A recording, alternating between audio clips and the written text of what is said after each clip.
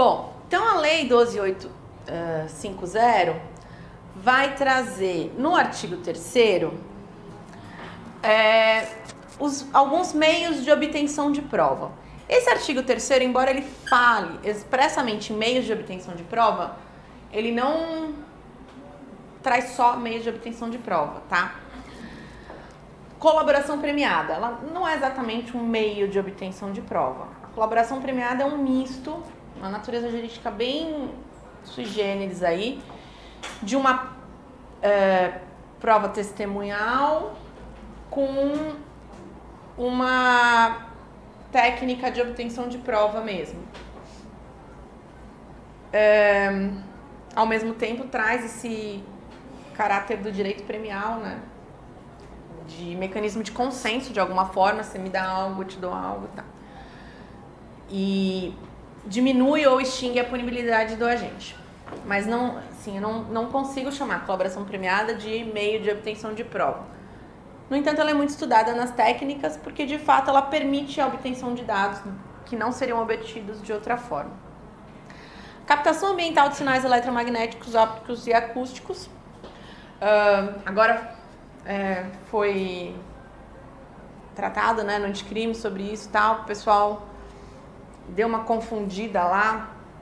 Em determinado momento apareceu um item que trazia a jurisprudência do STF de uma forma torta, porque a gente sabe que toda gravação entre presentes é propriedade daqueles dois presentes. E aí a jurisprudência fala que quando uma das pessoas grava, ela pode usar aquele conteúdo dela. Aí quiseram colocar lá no dispositivo que se a pessoa grava o conteúdo de uma conversa entre presentes, só pode usar para defesa. Ficou meio estranho, né? Porque, assim, a conversa entre presentes é uma conversa dos dois. Isso dentro do dispositivo da captação ambiental, que não é a mesma coisa do que a conversa entre presentes. A captação ambiental, sim, é uma invasão de um espaço que não é daquela pessoa que está investigando. Precisa fazer uma instalação de dispositivo e fazer a escuta daquele ambiente. Não necessariamente é em ambiente aberto. Se for em ambiente aberto muito público, a discussão se precisaria da autorização judicial ou não, porque é como se fosse uma câmera de monitoramento que existe no elevador, pode haver uma gravação constante de um som ambiente.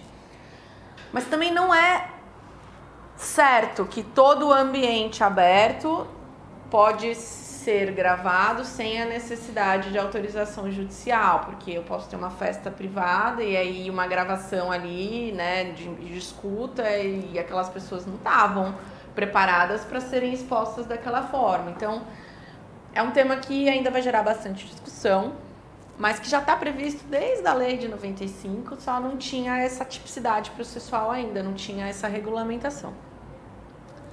Ação controlada, que a gente vai falar depois mais. Acesso a registros de ligações telefônicas e telemáticas, dados cadastrais constantes de bancos de dados públicos e informações eleitorais ou comerciais. Isso sempre foi feito e é muito mais questão de sigilo de dados do que sigilo de conteúdo de mensagem. Interceptação de comunicações telefônicas e telemáticas nos termos da lei específica que bem conhecemos, aquela de 96. Afastamento dos sigilos financeiro, bancário e fiscal nos termos da legislação específica. Aqui, só para fazer uma sofisticação, a palavra ideal para falar de sigilo é sigilo financeiro, porque ele inclui, inclusive, o bancário. Financeiro é qualquer informação que a instituição financeira possua, não necessariamente só o banco. Então, corretora de valores, todas aquelas pessoas previstas na Lei Complementar 105 estão incluídas nesse conceito. E o sigilo fiscal é o sigilo referente aos dados que estão com a autoridade tributária. Aí a discussão da vez em 2016 teve o julgamento do STF que disse que é constitucional a Receita Federal ter acesso a esses dados bancários. E o que está sendo discutido esse ano é até que ponto ele realmente pode usar esses dados, pode mandar para o MP e tudo mais. Assim, para mim, olhando o mundo do jeito que está acontecendo, não tem muita volta. Isso é uma pressão internacional. Todos os países, eles abaixaram o estándar do sigilo bancário. E eu escrevi minha dissertação de fim de curso, TCC mesmo, sobre sigilo bancário, sigilo financeiro na época tal. Meu orientador, também como no doutorado, é o Maurício Zanotti. E, nossa, eu fui super, assim, radical. Isso foi em 2005, 2007 eu já virei procuradora da Fazenda. Aí eu já olhava para aquilo e falei assim, ixi, acho que eu não vou publicar. Porque a minha visão começou a mudar um pouco. Não proteger o sigilo bancário, mas é que realmente eu me apaixonei pela ideia de ter uma intimidade absoluta. Só que é a caverna de Platão, assim, não dá. No mundo de hoje, a gente abre mão dos nossos dados o tempo inteiro. Eu tive um namorado há pouco que ele não registrou o rosto no iPhone. Que agora os novos modelos, né, vem com o Face ID. Ele, não, porque eu não sei por quem que vão usar meus dados. Eu olhei pra ele, que doido, mas depois eu falei assim, mas ele tá certo, sabe? Porque assim, a gente fica discutindo o banco multibiométrico, se isso é uma invasão excessiva do Estado ou não, mas eu tô dando pra Apple tudo, o tempo inteiro. Por isso ele entrou no metrô, né, fazer reconhecimento facial. Pois é, e quantas das pessoas que andam no metrô todo dia já não deram os dados para uma empresa? Não é para o Estado que tem o dever de te dar a segurança e te deve satisfação, é para uma empresa, sabe? Então, assim, são discussões éticas e filosóficas profundas aí. Nós já estamos abrindo mão de um monte de coisa. Daí o sigilo bancário vem muito nesse sentido. O mundo todo, por toda essa relação, a Suíça não é mais o que era antigamente. Ele já teve que dar uma baixada para evitar a lavagem de dinheiro, que por sua vez gera o terrorismo e o crime organizado. Gera não, né? Mas alimenta. Esses estándares foram relativizados. Então, eu acho que a decisão do STF de 2016 vai continuar vigorando, que vai ter uma regulamentação maior de como os agentes fiscais podem ou não trabalhar esses dados, mas acho que não dá mais para ir para trás disso. Infiltração por policiais em atividade de investigação, que está previsto na lei. Cooperação entre instituições e órgãos federais, distritais, estaduais e municipais na busca de provas e informações de interesse da investigação e instrução criminal. Eu gosto desse inciso porque ele é uma concretização do colaborativismo da nova era, que eu acho o máximo e tal. E mais do que isso também do princípio da eficiência. Porque, não raro, como o crime ele não é localizado, ele é geral, as organizações têm braços em todos os estados, ou mesmo as empresas têm filiais em todos os estados, eu tenho órgãos estaduais, ou às vezes mesmo os federais, que são setorizados, trabalhando o mesmo caso, gastando energia, procurando as mesmas informações e não estão se conversando. A partir disso, a INCLA já existe há muitos anos. O Márcio Tomás Bastos, quando ministro da Justiça, já tinha implementado essa ideia dos órgãos se comunicarem o tempo inteiro e trocarem experiências. Mas hoje em dia nós temos isso de forma muito já organizada. Aqui em São Paulo tem o FOCOSP, não sei se vocês têm conhecimento. É como se fosse uma mini ENCLA. Os órgãos se reúnem, discutem temas e trocam ideias. E a partir dali eles se conhecem. E quando tem um caso concreto, eles sabem, se não, quem trabalha isso na Procuradoria do Município é tal pessoa. Então, eles se conversam e isso dá uma rapidez para quando as pessoas precisam ir ao juiz e pedir autorização para compartilhamento de dados e tudo mais. Mas esse inciso, ele não é uma técnica de investigação, ele não é um meio de obtenção de prova. Ele é quase que um direcionamento, né? Assim, olha, cooperem, entidades, sejam eficientes, se conversem. Só que eu sempre, como grupo de trabalho, vou precisar ir para o juiz e pedir o compartilhamento de dados. Porque se eu sou uma fazenda que eu tenho dado fiscal do contribuinte, eu não posso dar esse dado fiscal para um outro órgão sem ter uma autorização judicial. No âmbito da Lava Jato, eu coordenei a cobrança de tributos dentro da minha instituição, né? Então, uma das primeiras coisas que a Receita Federal sempre teve acesso aos dados, porque ela fazia parte da investigação e tinha uma ordem judicial autorizando esse compartilhamento. Eu sou advogada da Receita Federal. Mesmo assim, tomamos o cuidado de chegar no juízo e pedir o compartilhamento. O juiz até estranhou, mas como eu sou muito amiga de advogado criminalista, eu conheço as nulidades que vão ser pedidas, né? Não, vamos, para mim, resguardar a legalidade do trabalho é mais importante. Pedir uma autorização para compartilhar, para a Receita compartilhar os dados com a Fazenda Nacional. Então, assim, esse inciso, ele é muito programático, essa é a palavra que estava me faltando, é uma norma programática. A gente não vai ter tempo, né, de ver cada um desses instrumentos. Como eu falei para vocês, em questão de concurso, a Francisca me ajudou a fazer essa varredura, não achamos nenhuma pergunta específica, só sobre as organizações criminosas. Aqui o dispositivo da Convenção de Palermo, do artigo 20, que traz expressamente as entregas vigiadas, técnicas especiais de investigação, vigilância eletrônica, outras formas de vigilância, operações de infiltração, a fim de combater eficazmente a criminalidade organizada. A gente acabou falando bastante já disso.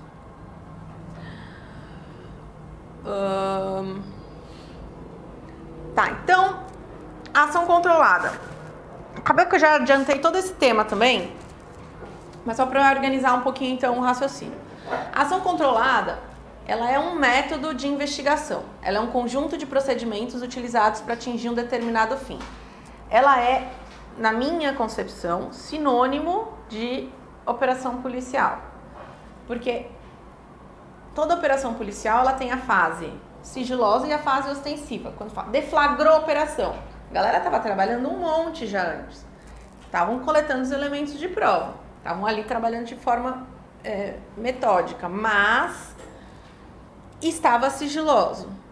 Então eu tenho essa necessidade de trabalhar de forma racional, de tentar enquadrar no tipo penal o modelo do comportamento esperado. A inteligência criminal é justamente essa experiência dos atores que trazem informações, né, de como as coisas normalmente acontecem. E aí aqui bem importante, isso às vezes acontece muito em caso concreto. Qual é a diferença entre inteligência e investigação? A inteligência, ela é proativa, a investigação é reativa. A inteligência, ela é uma atividade dos órgãos de segurança pública no sentido de resguardo da sociedade e não no sentido de reação a um fato concreto. A inteligência, ela age para entender o entorno. Então, a Secretaria de Segurança de São Paulo, ela coleta dados, ela sabe qual que é o local onde cometem mais crimes. Às vezes não está tão sistematizado como deveria, mas com esses novos sistemas de Big Data, isso está evoluindo bastante. As Secretarias de Segurança estão conseguindo trabalhar bem. Isso é muito importante, por quê? Porque aí vem um projeto agora, que nem esse Enfrente Brasil. Qual que é a premissa do Enfrente Brasil? A premissa básica do combate à criminalidade no mundo hoje é: eu não tenho o crime cometido de forma difundida igual em todos os lugares. Ele se concentra. Aí tem lá os dados, tá? Não vou saber repetir esses dados, mas os dados mais ou menos assim. Isso um professor da Inglaterra falando. Lá é igual, qualquer lugar é igual. Então eu tenho mais roubos cometidos nesse entorno. Eu tenho tráfico de drogas concentrado aqui. Eu tenho aqui uma violência sexual muito grande, né? Olha, muita mulher estuprada naquele parque, na cidade universitária. Não sei. Então, percebe-se essa concentração de crimes. Como não se tem recurso suficiente para fazer policiamento ostensivo o tempo inteiro em todos os lugares, porque o ideal é você não precisar prender, é você evitar o crime. O melhor método de combater a criminalidade é você evitar o crime. Qual que é o melhor método de combater a criminalidade? Internacionalmente está sendo, as pessoas até riem, nossa, melhor... Não é o policial ficar de campana esperando para pegar o cara quando ele for furtar. É o policial andar na rua e evitar que aquele cara furte, por haver algum tipo de respeito àquela figura.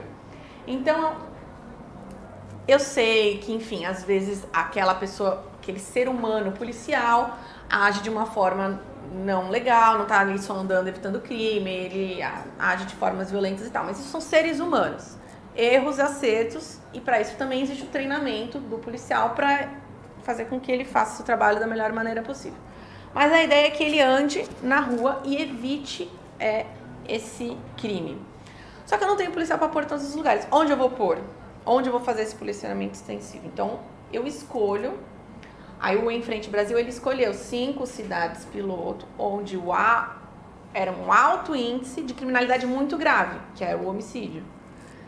E vamos tentar trabalhar pontualmente nesses lugares para diminuir a criminalidade como um todo. Então, tudo isso só foi possível graças a um trabalho prévio de inteligência, de coleta de dados. Isso estou falando de segurança pública, de atuação preventiva, de atuação... Agora, quando eu estou na investigação, não. Aconteceu, o fato aconteceu, eu vou reagir. Eu estou reagindo para implantar uma medida contra alguém especificamente. Eu tenho uma direção, eu tenho um norte.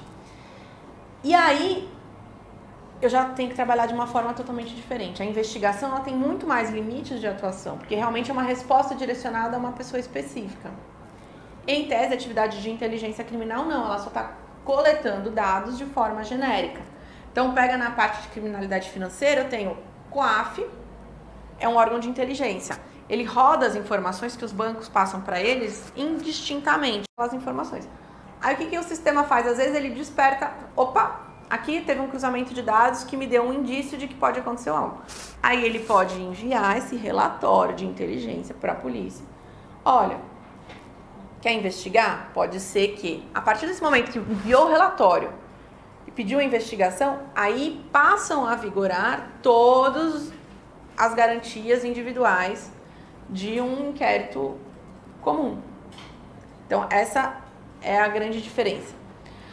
Então, a inteligência subsidia sempre a investigação, mas com essa necessidade de separar a forma de reação. Então, se um órgão como o COAF começar a atuar de forma muito individualizada, ele não está agindo da melhor maneira possível. Aí é ilegal, daí é o caso de se tomar alguma medida. Se ele simplesmente está enviando um relatório de inteligência com o cruzamento dos dados que ele obteve, indicando que é possível que tenha havido crime, ele está cumprindo seu dever legal de funcionário público.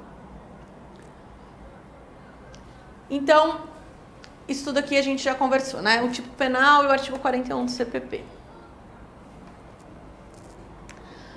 A ação controlada, ela precisa, como muitos meios de obtenção de prova, que dela fazem parte, né, de um sigilo para ser efetivo. Se a pessoa sabe que está sendo monitorada, ela não vai agir da mesma maneira, né? Até ontem, meu pai estava contando uns vídeos que estavam rolando aí no celular, uma coisa, sei lá, mulher com marido de não sei quem, que rodou um meme de uma velhinha falando, olha, eu não queria passar, mas todo mundo está passando esse vídeo, passei também. Enfim, e a discussão é justamente sociedade moderna, ninguém pode fazer mais nada em lugar nenhum, porque todo mundo está sendo filmado o tempo inteiro. Nós não nos comportamos mais da mesma maneira, né? Se nós já estamos com essa mudança de comportamento, imagina se a pessoa sabe que está sendo monitorada o tempo inteiro no celular. Ela não vai dar as informações que eventualmente poderia dar de outra forma. Estou falando, né, de uma forma mais genérica. Então, é necessário haver esse segredo. O segredo, ele tem duas acepções. Ele tem o segredo interno, que assegura a investigação e é excepcionalíssimo. Quero dizer, até para o réu. O segredo até para o advogado. E o segredo externo, que é simplesmente as partes sabem do que está acontecendo, mas não vamos deixar isso público para proteger a intimidade das pessoas envolvidas. Aqui eu tenho um segredo interno. Então, realmente, durante um período, o contraditório está diferido. Ele só vai poder ser exercido num momento posterior, o que não significa que ele não vai poder ser exercido. E aí a grande questão, né, a pergunta de 1 milhão da operação policial e da ação controlada é quanto tempo ela pode durar. A interceptação telefônica está lá, claro, na lei, 15 dias. Todo mundo sabe que 15 dias é pouco, tanto que tem um projeto de lei que leva para 60, prorrogável. Se a gente tem A grande questão é que quando a gente estabelece limites irreais, esses limites irreais acabam sendo relativizados pelo judiciário e acabam se tornando uma abertura muito maior do que deveria ser. Então, às vezes é melhor, na lei, a gente prever um prazo um pouquinho maior, mas que seja respeitado, porque faça sentido com a realidade. Então, claro que não é legal ser monitorado durante 120 dias, mas se você está cometendo um crime que está atentando com toda uma estrutura de uma sociedade, estou falando de algo muito grave que exige uma resposta muito grave. Aí faz sentido o juiz ter a oportunidade de decretar isso até 120 dias. Só que se eu tenho uma lei que fala em 15 dias e o Ministério Público não está conseguindo nada e fica pedindo para o juiz prorrogar e o juiz já desconsiderou aquele limite legal porque ele já acha que ele é irreal, aí de repente dá 1 ano e meio de interceptação telefônica, o que é um absurdo. Então é importante que a legislação reflita mecanismos razoáveis de controle de legalidade para que depois o judiciário não faça essa justiça com as próprias mãos. Bom, qual que é a grande questão do sigilo? O sigilo evita o direito de defesa durante um período, né? Então, esse período ele tem que durar o mínimo possível para permitir que a defesa seja exercida da maneira mais rápida possível. Por quê? Porque enquanto eu tenho só uma versão dos fatos, eu estou criando ali, né, essa visão única. Aí eu coleto todos os elementos, eu dou oportunidade para a defesa me explicar. Porque pode ter uma explicação para aquilo tudo que está acontecendo, que leve a uma conclusão de que há uma inocência ali, que não há exatamente o cometimento de um crime e tudo mais. Então é importante permitir a participação da defesa, porque o contraditório areja as ideias. Mas ao mesmo tempo eu preciso do sigilo, porque senão eu não coleto as informações. Como fazer o sopesamento desses valores envolvidos, né? Então, a proposta feita é que o limite temporal não seja utilizado. E aí a parte que eu mais gostei de estudar, assim, porque eu fui para a filosofia do tempo, Cronos e Kairos. Cronos é um deus grego que comia os próprios filhos, é o tempo linear. E Kairos, eu falo, tempo kairológico, é o momento ideal, é o momento certo. Ele não é dado pela cronologia da situação, ele é dado quando a gente fala assim, não era a hora, mas agora eu estava pronta para aquilo. Então, assim, quando a investigação está madura, quando tem os elementos do mínimo suporte probatório. Mas aí eu tenho que falar nos dois sentidos, no limite negativo e no limite positivo. Tá mais pra frente, mas eu vou falar já. Porque eu vou ter um momento na investigação, e isso acontece, é frequente, que o investigador olha e fala assim, desse mato não sai mais cachorro. Isso é o que eu chamo de limite negativo do suporte probatório. Porque o investigador tem que ter a sabedoria de olhar aquilo e falar, putz, agora não adianta eu fazer mais nenhuma medida. Tá na hora de eu abrir para a defesa mesmo. Não vai ter operação deflagrada. Porque a investigação ela tem a função de tanto coletar elementos de prova quanto de filtrar acusações infundadas. Essa função de filtro de acusações infundadas é muito importante. Então eu tenho que caminhar o tempo inteiro nesses dois sentidos. Eu posso pedir o arquivamento do inquérito. Eu, Ministério Público, posso pedir o arquivamento do inquérito e o delegado também pode representar para isso. Da mesma forma, ele pode representar para um oferecimento de denúncia. Então ele tem que ter essa sabedoria. Eu vou deflagrar a operação quando eu tiver elementos suficientes de prova para subsidiar uma denúncia, não para condenar. Porque o que se faz hoje em dia, e é uma consequência da realidade moderna, não é só no processo penal, né? Tudo se antecipa, é tudo muito cautelarizado. Então eu tenho a cautelarização de toda a produção probatória. Eu faço isso tudo antes do próprio oferecimento da denúncia. Não, veja, para oferecer a denúncia, eu preciso de um mínimo suporte probatório. Eu não preciso de prova para condenar, né? Então, para isso acontecer de uma forma legal, é importante ter um controle.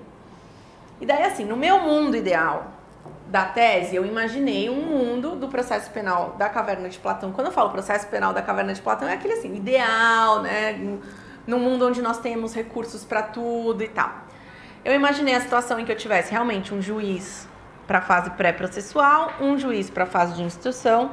Nessa fase pré-processual, o Ministério Público faria relatórios bimestrais para o juiz, antes de deflagrar essa operação policial, com um plano de trabalho. Então ele diria assim, olha, tenho esse problema, estou investigando uma organização de roubo de carga, eu já identifiquei isso e isso, faltam esses dados, estou pensando em fazer um monitoramento, uma quebra de sigilo bancário e tal, preciso, o senhor de gentileza me autoriza essas medidas que invadem direitos fundamentais, e a minha intenção é descobrir esses vazios, para chegar ali no que o 41 me exige. Beleza, o juiz defere.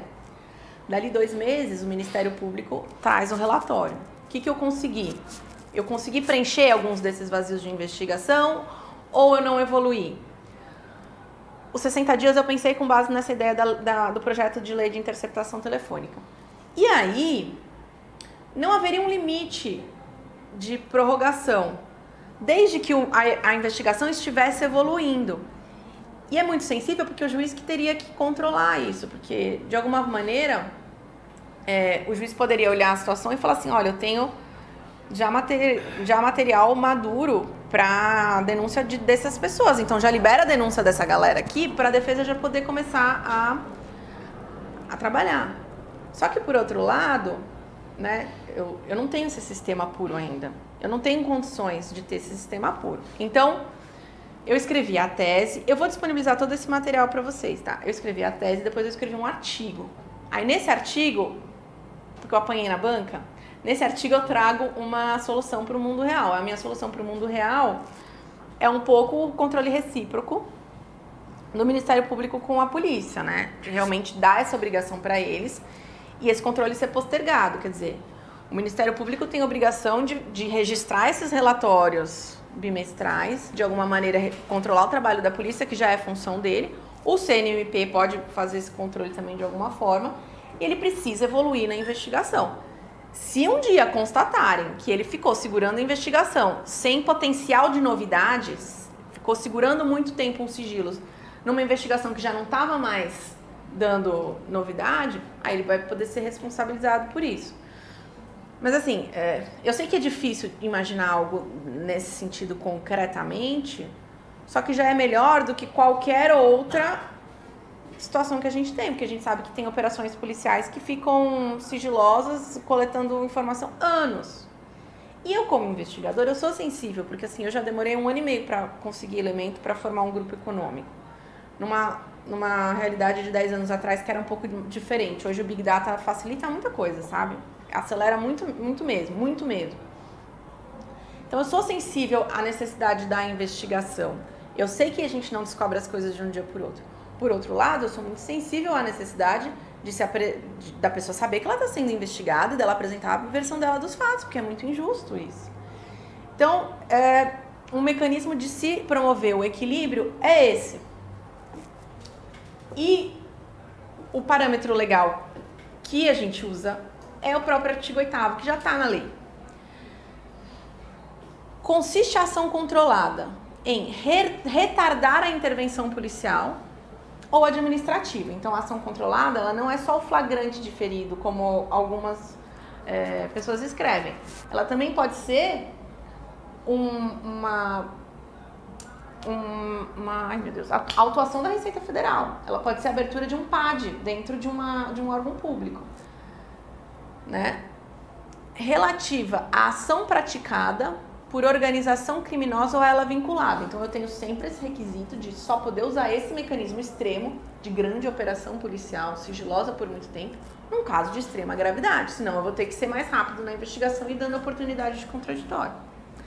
Desde que monitoramento mantida sob observação e acompanhamento para que a medida legal se concretize no momento mais eficaz. A formação de provas, então aqui eu falo do mínimo probatório para denúncia, e obtenção de informações. Antes do tipo penal da organização criminosa existir, eu tinha uma discussão lá atrás, na outra lei, do flagrante diferido, né? Porque eu precisava manter em flagrante, a ação precisava ser monitorada, então eu não podia perder a permanência. Eu tinha que ter ou um crime habitual, ou um crime permanente, ou um crime de efeitos que se protraem no tempo de alguma outra maneira. Só que hoje em dia, como eu tenho o crime de organização criminosa, eu tenho o tipo penal de organização criminosa, que por si só é permanente, eu posso ter essa ação controlada sempre. Quando eu tenho organização criminosa.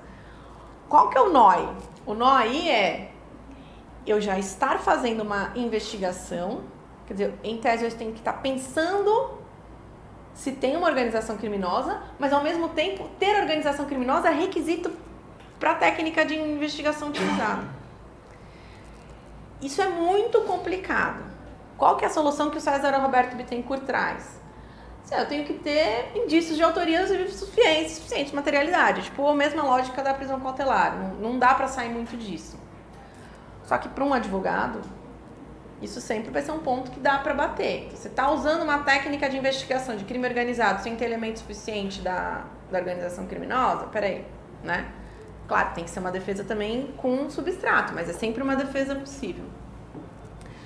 Aqui, isso eu vi acórdão recente do STJ falando, a lei não pede autorização judicial, ela pede comunicação. É sutil, mas podem pedir em concurso. Então, no fundo, para mim é a mesma coisa, tá? Se você comunica o juiz, no fundo, ele pode te mandar um não faça isso, né? Porque ele tá ali para controlar a legalidade. Mas a lei fala em comunicação prévia ao juiz. E aqui, isso aqui também tem muito a ver com a proteção do próprio agente público. Porque nós podemos ser acusados de prevaricação. Se você não está cumprindo com o seu dever legal de prender e autuar quando se deparado com ato de ilegalidade, é importante você tomar todas essas providências, documentar a situação, avisar o juiz, eu não estou fazendo, mas eu não estou fazendo porque eu estou aqui esperando para ver se consigo mais elemento de prova. E aí o funcionário público se resguarda.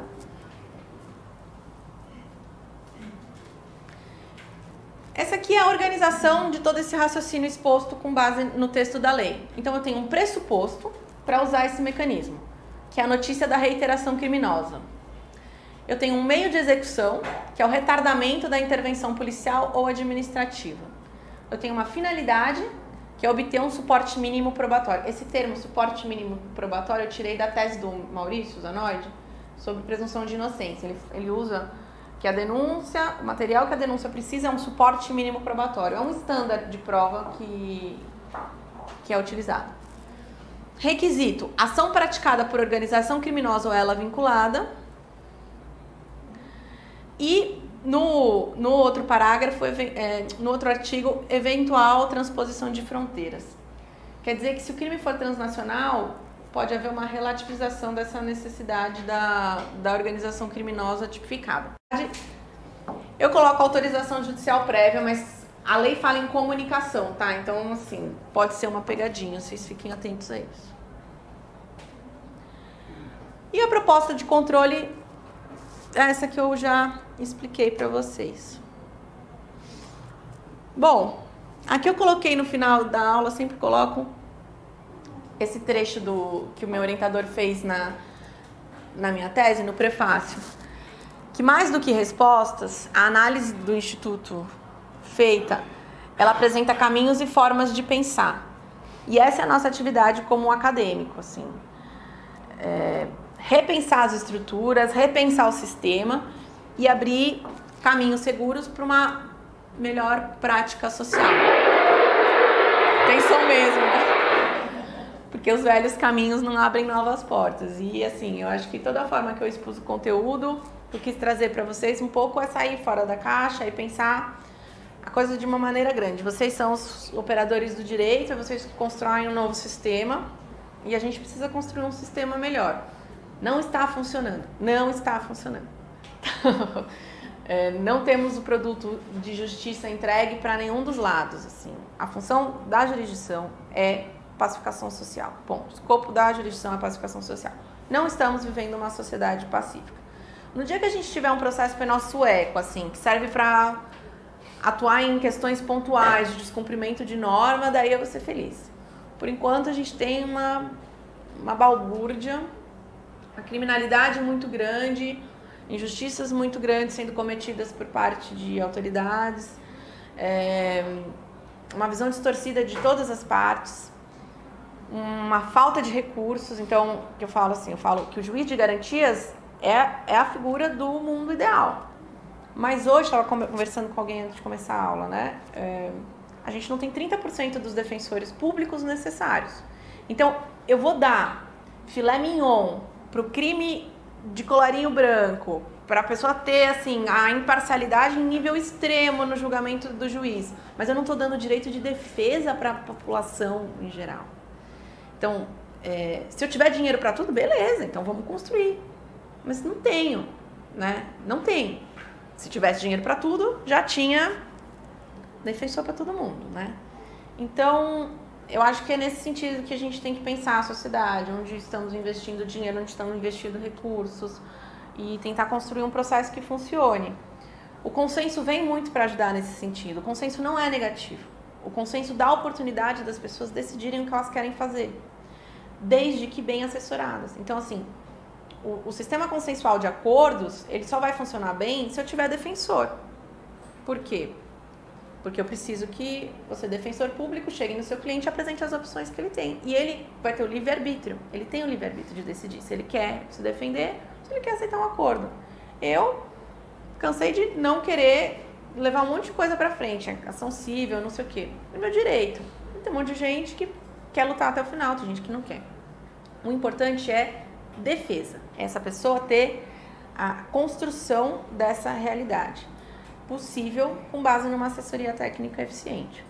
E aí a gente diminui a quantidade de processos e guarda energia, de repente, para lutar mais contra a criminalidade efetivamente grave, não contra crimes de menor relevância na sociedade, né? É isso, pessoal. Estou à disposição de vocês para perguntas e dúvidas e tudo mais.